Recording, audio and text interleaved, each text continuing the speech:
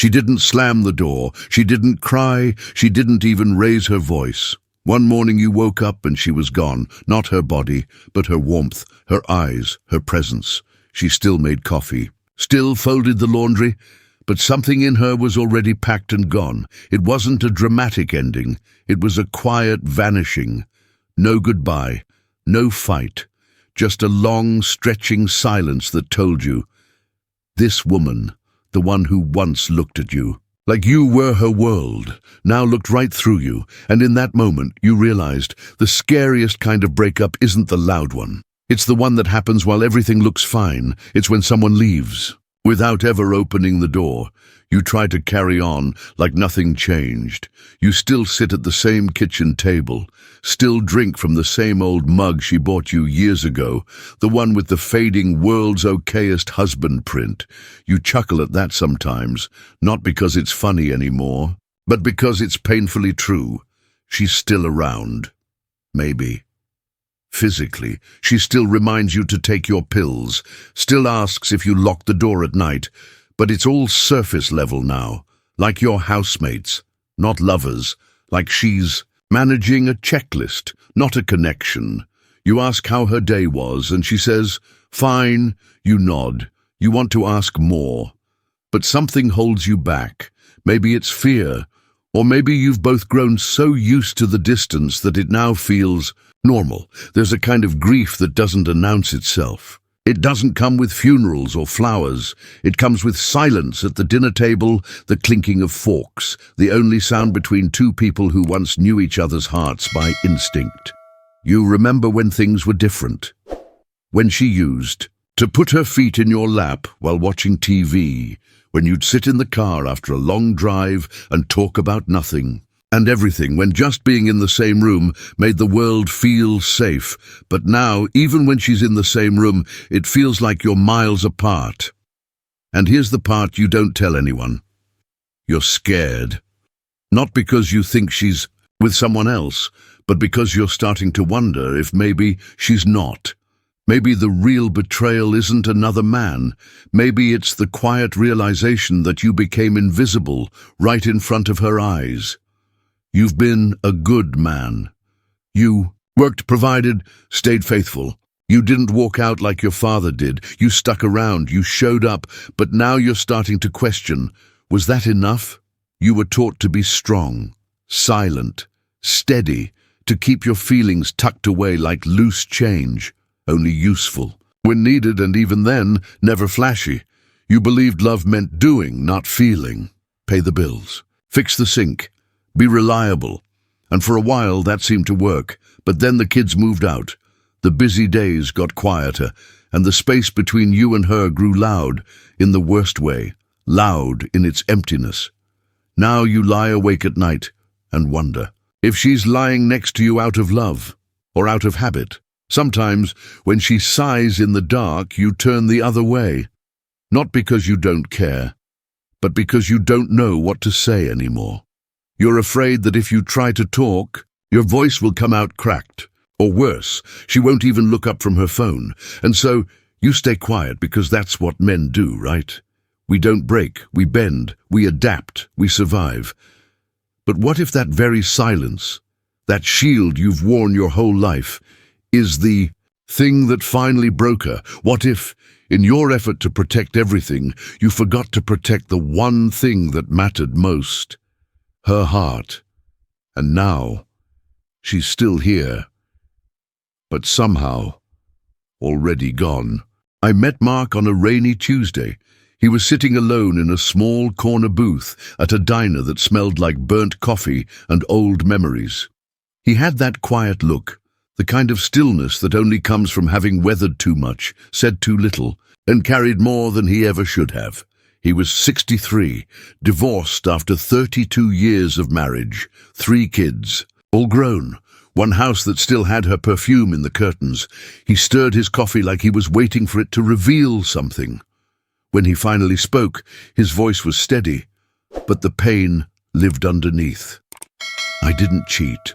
I didn't lie. I didn't hurt her. Then he paused, and his eyes went somewhere far away, but maybe I didn't really see her either. Mark told me about how it started, not the love, but the unraveling. And he swore it didn't happen in one big blowout. No screaming matches, no shattered dishes, no dramatic confessions. It started with little things. She stopped asking if he'd be home for dinner. He stopped holding her hand in public. She started sleeping on the far side of the bed. He started falling asleep with the TV on. He said, "I thought we were just tired. Life, work, kids. You know, I figured it would pass." But it didn't. He told me about the night it changed. They were at their daughter's wedding. Everyone was dancing, drinking, smiling. Mark looked across the room at his wife, the woman he had built a whole life with, and saw her laughing with a friend, a full, bright, unguarded laugh. And in that moment, he said, I realized I hadn't made her laugh like that in years. Not because he didn't want to, but because they had stopped showing each other the real parts of themselves. Mark described years of quiet coexistence, two people living in parallel, never intersecting. He called it the roommate phase. They shared bills, groceries, responsibilities, but not dreams, not fears, not affection. She'd cry sometimes, he said, late at night, quietly. I could feel the bed shaking, but I'd just stay still. I thought I was giving her space. Turns out I was leaving her alone. That line hit me hard. He wasn't unkind, he wasn't abusive, he wasn't absent physically, but emotionally, he was a ghost. He thought being stoic was strength, that being quiet was respect, that not complaining meant everything was fine. I thought I was protecting her by carrying everything on my own, he said. But now I see I was protecting me. I didn't know how to be vulnerable. I was afraid if I opened up, she'd see the parts of me I didn't like. He looked down, rubbed the rim of his coffee cup, but the truth, she already saw them. She just wanted me to let her in. I asked him if he missed her. He didn't hesitate. Every damn day, he said, but not just her. I miss the USE. We used to be, before the silence, before the distance, before I mistook showing up for being present. Then he said something that stuck with me, the kind of thing that rewrites how you see everything. She didn't leave because I was bad. To her, she left because I stopped being with her. I was there, but I wasn't there. And eventually, the silence got too loud. He took a sip of his coffee finally, then added, She told me once, near the end, I feel like I'm grieving someone who's still alive. That was the day he knew it was over, not because she screamed or slammed the door, but because she said it with such calm. Like she'd already made peace with losing him. He said, I kept waiting for the moment she'd fight for us, but looking back, I was the one who left first, quietly, emotionally, without even knowing it. And that's the part no one tells. Sometimes the man who gets left is the one who left first, just didn't realize it. Mark's story stayed with me for weeks, not because it was unique, but because it wasn't. I've heard versions of his story from so many men who thought they were doing everything right, men who never raised their voices, never raised their hands, never raised suspicion, and yet they lost her anyway. Why? Because what breaks a relationship isn't always what you do.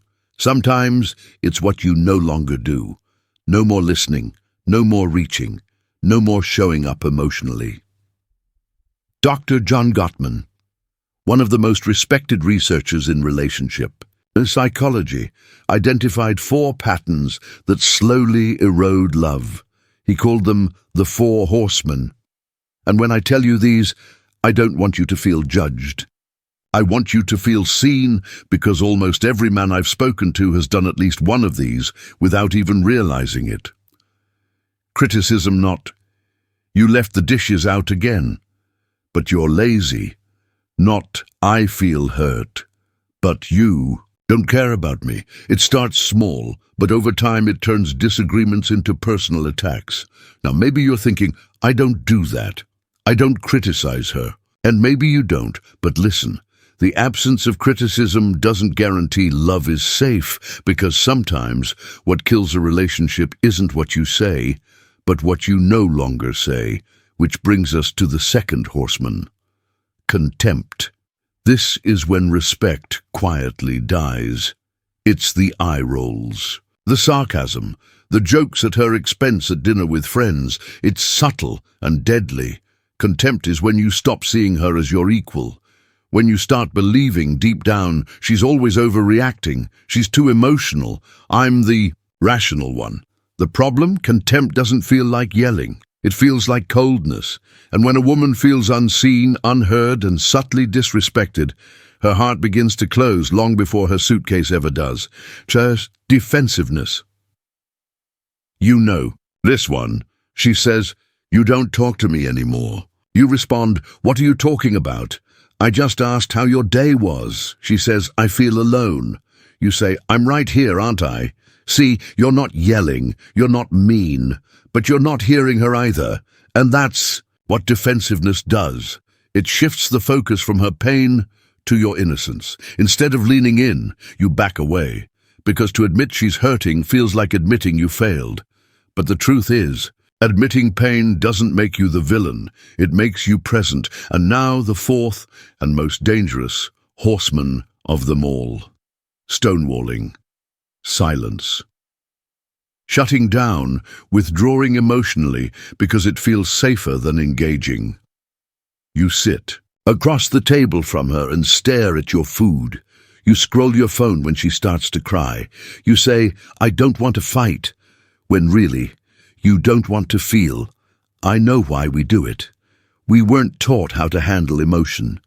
We were taught to stay calm, be logical, fix things, move on. But a woman doesn't want to be fixed. She wants to be felt. She wants to know that when she's breaking, you'll stay with her in the mess, not retreat behind a wall of silence, because that silence, it's not neutral, it's not safe, it's loud.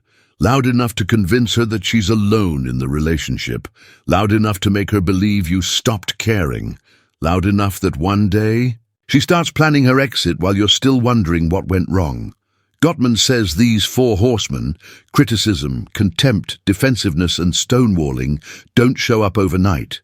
They ride in slowly, quietly, until one day, you realize they've taken everything with them. And here's the most painful truth. By the time many men realize it, the damage is already done. But that doesn't mean you're broken. It means no one ever taught you how to show up emotionally. How? To fight for connection, not just stability. And the good news, it's never too late to learn. For Mark, the turning point didn't come with a big revelation.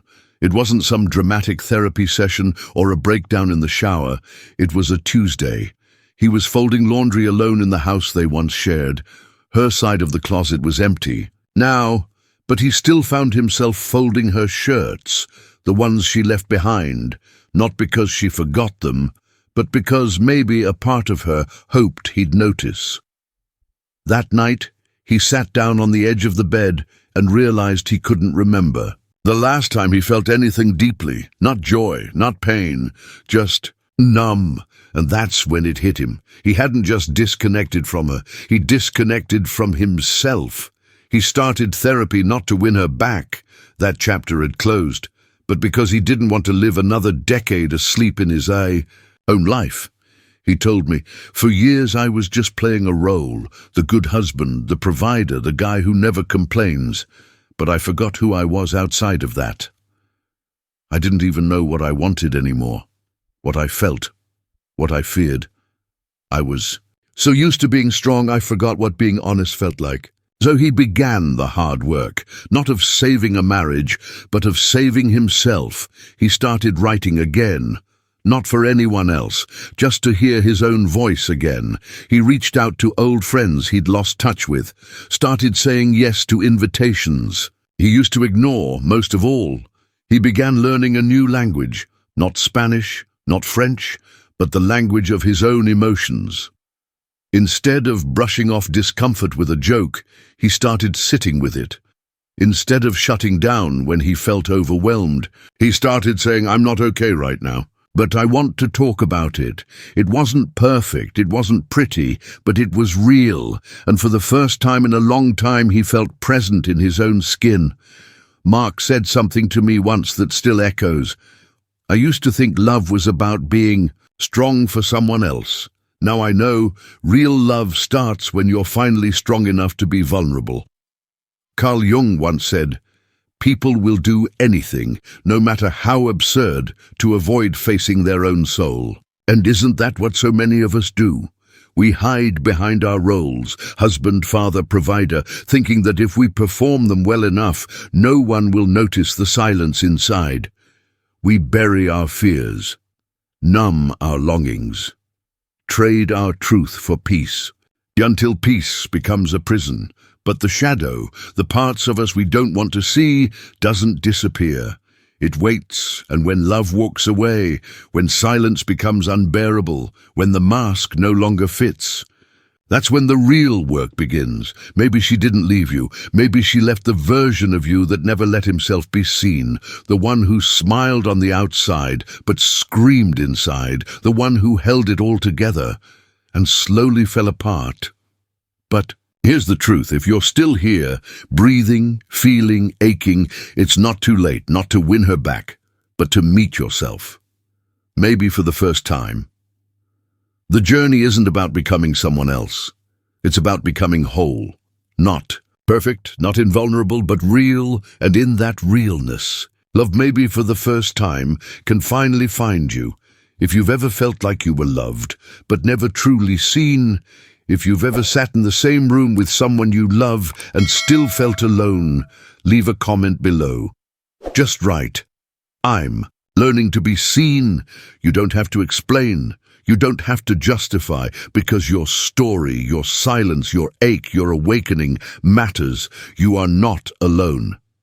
And this might be the beginning of everything real.